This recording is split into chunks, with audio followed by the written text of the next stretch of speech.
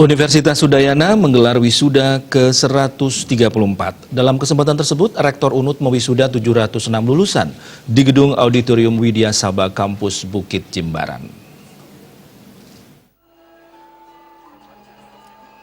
Dalam wisuda kali ini, Rektor UNUD Profesor Ana Agung Rakasudewi melepas 706 wisudawan yang terdiri atas 4 orang diploma, 542 orang sarjana, 3 orang profesi, 25 dokter spesialis, 109 orang magister, dan 23 orang doktor. Dengan demikian, wisudawan UNUD sampai saat ini telah mencapai 94.900 orang.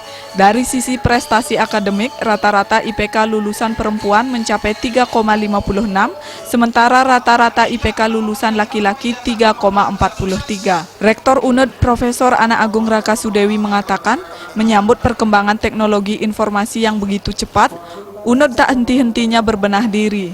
UNUD telah melakukan reformasi birokrasi, menerapkan digitalisasi pada beberapa layanan, dan mulai berbasis daring atau online. Rektor Rakasudewi meyakini 706 wisudawan dan wisudawati yang diwisuda memiliki pengetahuan yang sesuai dengan bidang masing-masing. Diharapkan wisudawan dan wisudawati bisa mengembangkan ilmu yang telah diraih. Mereka diharapkan jangan hanya terpaku dengan ilmu yang telah diperoleh, mereka diminta membuat sebuah inovasi sehingga bisa sebagai pencipta bidang kerja. Lulusan UNUD diharapkan jangan hanya menjadi pencari kerja.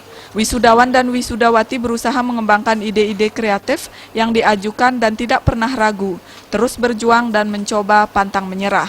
Dalam menghadapi perkembangan teknologi informasi yang begitu pesat, kami juga menyadari bahwa mahasiswa yang ada saat ini di mana berumur antara 18 sampai 19 tahun itu mereka sebagian besar ada di persimpangan jalan ya di era digital ini. Dia apa yang harus dilakukan? Nah, untuk memastikan kompetensinya bisa bersaing nanti setelah keluar dari Universitas Udayana, kami sudah merancang satu mata kuliah digital ya tentang digital society topiknya yang nantinya itu akan membahas berbagai hal terkait digital, baik big data, artificial intelligence ya, coding dan lain sebagainya, yang tentu nantinya sebagai kompetensi tambahan yang bisa